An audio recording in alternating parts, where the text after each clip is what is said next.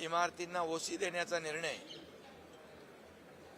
आणि गिरणी कामगारांच्या संदर्भात देखील चाळींचा जो विषय आहे तो, असे अनेक निर्णय आपण मुंबईकरांसाठी जे आतापर्यंतच्या इतिहासामध्ये मुंबईकरांसाठी वरदान ठरतील आणि पुनर्विकासाचा देखील त्यांचा मार्ग मोकळा होईल. परंतु आज देखील सिडकोचा विषय तुम्ही घेतलाय, त्यामुळे सिडकोची जी घरं आहेत त्याची EWS आणि LIGसाठी ज्या घरांच्या किमती होत्या त्या बाबतीमध्ये देखील अनेक लोकांच्या मागण्या होत्या आणि त्या बाबतीत देखील बैठका झाल्या होत्या आणि ती घरांची किमती देखील कमी करण्यासंदर्भात एक विधान परिषदेतील आमदार विक्रांत पाटील आणि शशिकांत शिंदे आणि इतर लोकांच्या बरोबर देखील चर्चा बैठक झाली होती. आणि इतरही आपल्या नागरिकांची मागणी गेल्या अनेक वर्षापासून होती की सिडकोची घरं त्याचे दर कमी करा आणि आजच्या याच्यामध्ये आपण 10% त्या घरांमध्ये रकमेमध्ये सवलत देण्याचा निर्णय घेतला, जेणेकरून नव्या मुंबईमध्ये जवळपास 17,000 घरं या घरांमध्ये जे लॉटरीच्या माध्यमातून लॉटरी निघेल त्या 10% रक्कम कमी करण्याचा निर्णय आम्ही घेतला आहे. जसं आदरणीय प्रधानमंत्री महोदयांचं जे संकल्पना आहे हाऊसिंग फॉर ऑल, त्या संदर्भामध्ये देखील म्हणजे याचा फायदा होईल आणि लोकांना परवडणाऱ्या दरांमध्ये चांगली घरं मिळतील. त्यामुळे हा एक निर्णय लोकांसाठी फायद्याचा आहे. त्याचबरोबर आज मुंबई झोपडपट्टी मुक्त करण्यासाठी देखील सरकारने मोठं पाऊल उचललेलं आहे. मुंबईमध्ये 50 एकरापेक्षा जास्तीच्या भूखंडावर क्लस्टर योजना राबवतो आपण. SRAमध्ये क्लस्टर योजना राबवत असताना ही क्लस्टर योजना म्हणजे काय तर एक मोठी अशी सिटी विदिन डेव्हलप सिटी असं आपण म्हणावं लागेल. कारण मोठा एरिया आल्यामुळे मोठे रस्ते होणार, तिथे गार्डन होणार, तिथे मुलांना खेळायला बगीचा, ग्राउंड, पार्किंग, क्लब हाऊस, आरोग्याच्या सुविधा, शिक्षणाच्या सुविधा, या सगळ्या सुविधा त्यामध्ये मिळतील आणि लोकांचं जीवनमान जे आहे हे उंचावलं जाईल या क्लस्टरच्या माध्यमातून. आणि पहिल्या टप्प्यामध्ये आम्ही 17 प्रकल्पांची निवड केलेली आहे. त्यामध्ये काही नावं मी सांगतो. ओशिवरा आहे, गोवंडी आहे, चिता कॅम्प आहे, टागोर नगर आदी ठिकाणी या योजना आम्ही राबवतोय. आणि सगळ्यात महत्त्वाचं म्हणजे रमाबाई आंबेडकर नगर घाटकोपर 17,000 घरांचं आपण क्लस्टर करतोय आणि त्याला SRA आणि MMRDA यांनी सुरुवात देखील केलेली आहे. आणि तिथं त्यांना असं वाटलं होतं की 20-25 वर्षापासून भाडंही मिळत नाही, घरही मिळत नाही, डेव्हलपरही गेलाय सोडून. मग अशा ठिकाणी 137 कोटी रुपयाचं भाडं त्या ठिकाणी SRAने दिलं. मी स्वतः जाऊन चेक वाटप केलेलं आहे. आणि त्यामुळे रमाबाई आंबेडकर नगर हे क्लस्टर सुरू झालेलं आहे. ठाण्यामध्ये 5 क्लस्टर सुरू झालेले आहेत आणि त्यामुळे ही 17 क्लस्टर जी आहेत ही देखील युद्ध पातळीवर सुरू होतील.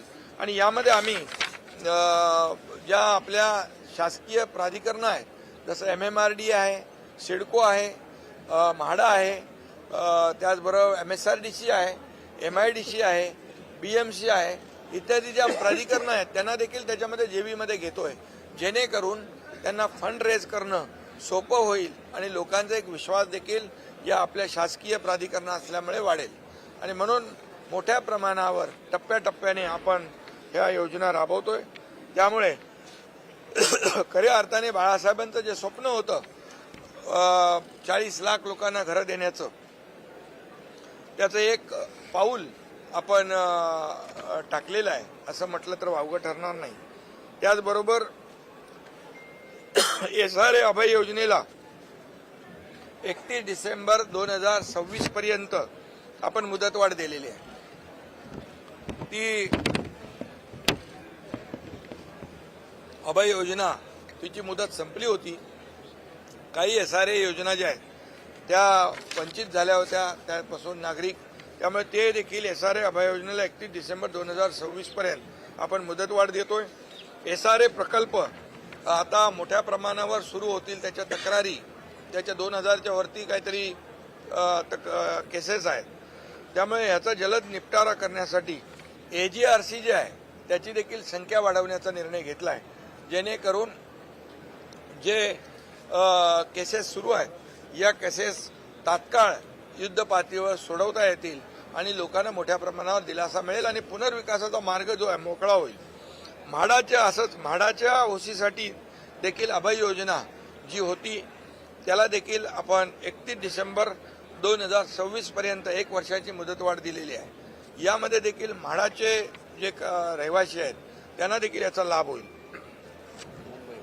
त्याचबरोबर मुंबई महापालिकेच्या लीज प्लॉटवर महापालिकेच्या कर्मचाऱ्यांची जी घरं आहेत ती घरं 83 अशा वसाहती आहेत, 83 प्लॉट आहेत आणि त्याकरिता देखील जे काय प्रीमियममध्ये सवलत देणं, इतर जे काही इन्सेंटिव्ह FSI देणं यासाठी मुंबई महापालिका आयुक्तांना प्रस्ताव तयार करण्याच्या सूचना मी दिलेल्या आहेत, जेणेकरून सफाई कर्मचाऱ्यांच्या वसाहती आहेत, इतर कर्मचाऱ्यांच्या वसाहती आहेत, या सर्व कर्मचाऱ्यांना त्या ठिकाणी पुनर्विकासामुळे न्याय मिळेल आणि चांगली घरं मिळतील.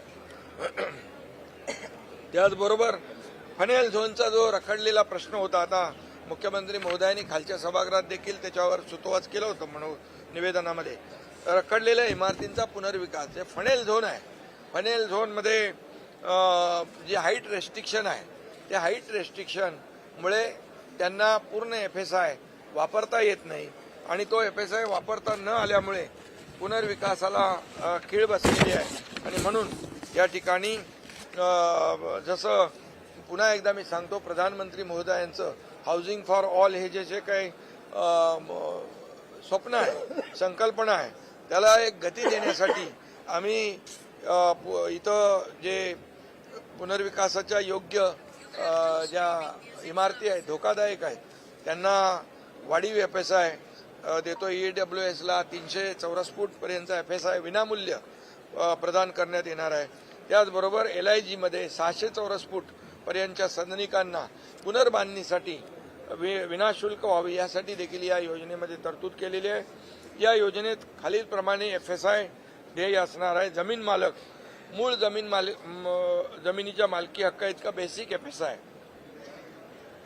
त्यांना त्यांच्या मालकी हक्काच्या प्रमाणामध्ये ध्येय राहील.